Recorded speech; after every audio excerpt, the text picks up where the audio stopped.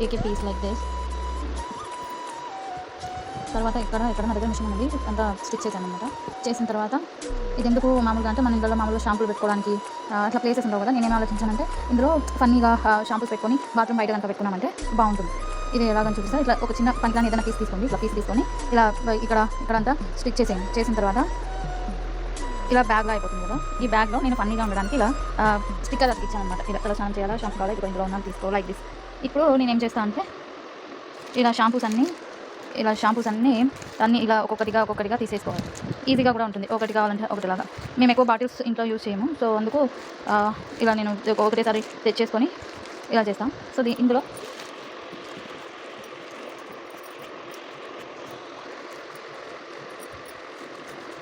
ఇలాగన్నమాట. ఇలాగ సో ఇలా ఉంటాయి. ఇందులో ఇలా ఉంటాయి ఉన్నాయా. ఇప్పుడు నేనేం చేశానంటే ఒకటి థ్రెడ్ ఇలా వేసాను. సో దీన్ని బాత్రూమ్ బయట ఇలా ఒక సీల పెట్టేసాను అనమాట. పెట్టేసి ఇలా అతికిచ్చేసాను. ఇప్పుడు మనం షాంపూ కావాలన్నప్పుడు చిన్న ఐడియా.